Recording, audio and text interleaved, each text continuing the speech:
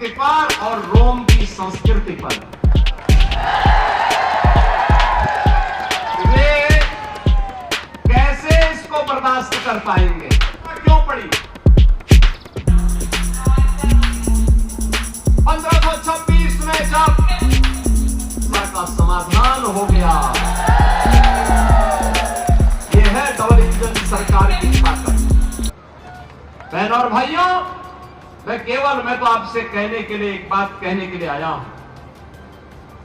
आखिर अयोध्या में 500 वर्षों की इतनी लंबी लड़ाई लड़ने की आवश्यकता क्यों पड़ी? 1526 में जब अयोध्या में रामलला के पवित्र जन्मभूमि पर भगवान रामलला का मंदिर तोड़ करके एक गुलामी का ढांचा खड़ा कर दिया गया था, बहनों और भाइयों, इसकी नौबत ही नहीं आनी चाहिए थी। हम मानते हैं मुगलों ने आक्रमण किया, वे नहीं चाहते थे हिंदू धर्म और संस्कृति का नामो निशान रहे। अंग्रेज नहीं चाहते थे। अंग्रेज भी देश के अंदर लड़ाने भिड़ाने का काम करते थे। वे भी आपकी धर्म और संस्कृति पर गौरव की अनुभूति नहीं कर सकते थे। दुर्भाग्य से आजाद भारत में पहली सरकार इन बदनसीबों के हाथों में लगी, जिन्होंने भारत की परंपरा और भारत की संस्कृति को रौंदने के सिवाय भारत को कभी भी गौरव के साथ खड़ा नहीं होने दिया, कभी नहीं खड़ा होने दिया। और इसीलिए आज मैं आप सबसे कहने के लिए आया हूं कि बहनों और भाइयों, 2014 में मोदी जी देश के प्रधानमंत्री बने।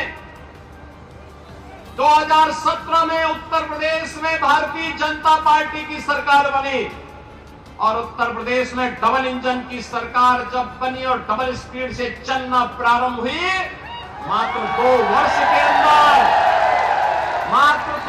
के अंदर 500 वर्षों की समस्या का समाधान हो गया। यह है डबल इंजन सरकार की ताकत। ये डबल इंजन सरकार की ताकत का एहसास आज पूरा भारत कर रहा है। पूरे भारत के अंदर आज इसका एहसास हो रहा है।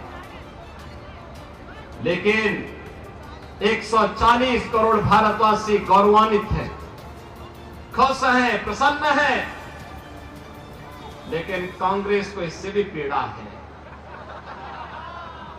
और मैं तो इस विधानसभा क्षेत्र के वासियों को खासतौर पर भवानीखेड़ा और इस गांव खड़क को इस बात के लिए अभिनंदन करूंगा कि इन्होंने कांग्रेस का खाता खोलने ही नहीं दिया,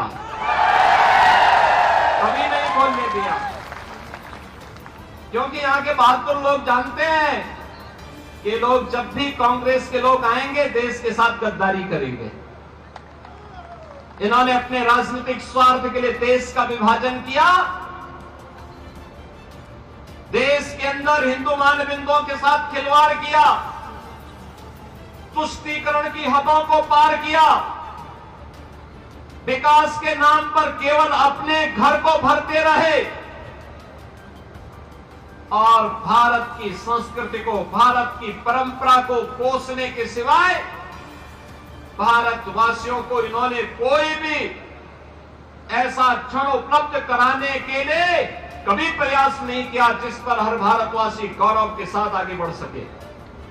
बहनों और भाइयों, आपने 10 वर्ष के अंदर हरियाणा के अंदर देखा होगा, डबल इंजन सरकार के कारण आज यहां पे कनेक्टिविटी बेहतर हुई है, अच्छी सड़कें बन रही हैं, चाहे वहां रोड कनेक्टिविटी हो, एयर कनेक्टिविटी हो, IIT, IIM, AIIMS, 1 district 1 medical college के निर्माण का कार्य हो, या फिर विकास के साथ साथ हर घर नल की योजना हो, या फिर गरीब कल्याणकारी योजनाओं का कार्य। अगर इन कांग्रेसियों ने ही विकास का कार्य किया होता, गरीबों का कल्याण किया होता, उनके उत्थान के लिए कोई कार्य किया होता तो मोदी जी को कोरोना कालखंड से अब तक 80 करोड़ लोगों को फ्री में राशन की सुविधा नहीं देनी होती। 80 करोड़ लोग फ्री में राशन की सुविधा प्राप्त कर रहे हैं। याद करिए, एक तरफ भारत 80 करोड़ लोगों को फ्री में राशन दे रहा है और दूसरी तरफ पाकिस्तान है भीख का कटोरा लेकर के दुनिया के अंदर भीख मांगने के लिए मजबूर है। अरे तो देश का सौभाग्य है, मोदी जी जैसा प्रधानमंत्री मिल गया। भारत को दुनिया की एक बड़ी ताकत बनाने के लिए उन्होंने जो कदम उठाए हैं, आज भारत के बगैर दुनिया की कोई व्यवस्था आगे नहीं बढ़ सकती, नहीं बढ़ सकती। आज मोदी जी के नेतृत्व में भारत दुनिया की एक ताकत बनकर के उभर करके आगे बढ़ रहा है और यही कारण है जब देश के पास संसाधन है।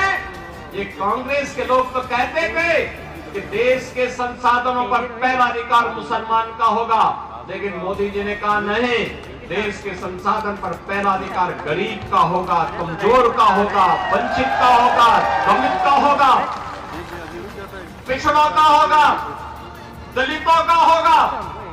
समाज के प्रत्येक तबके को विकास की योजना का लाभ दिया जाएगा और 80 करोड़ लोगों को फ्री में राशन, 60 करोड़ लोगों को 5 लाख रुपए की आयुष्मान भारत की सुविधा, 12 करोड़ किसानों को किसान सम्मान निधि, 12 करोड़ गरीबों के घर में शौचालय, 10 करोड़ गरीबों के घर में उज्ज्वला योजना के कनेक्शन और 4 करोड़ गरीबों के घर बनकर के तैयार हो गए हैं। उन गरीबों को उपलब्ध करवाया है और कहीं भी मोदी जी ने ये नहीं कहा कि ये मैंने किया। उन्होंने तो कहा कि त्वदीय वस्तु गोविंद तुभ्यमेव समर्पये, जनता जनार्दन आपने मुझे चुन करके भेजा है, ये आपको समर्पित है। ये भाव था। एक तरफ मोदी जी देश को बना रहे हैं और दूसरी तरफ 60-65 वर्षों तक शासन करने वाली कांग्रेस, जब भी इन्हें अवसर मिला इन्होंने देश को लूट करके दुनिया के अंदर उस पैसे को कभी स्विच बैंक में पहुंचाने का काम किया और कभी कहीं और जगह पहुंचाने का काम किया। इनको देश इनकी प्राथमिकता में कभी नहीं रहा और इसको आप देख सकते हैं बहनों और भाइयों, जब देश में संकट आता है, सबसे बड़ा इस सदी का सबसे बड़ा संकट था कोरोना महामारी। कोरोना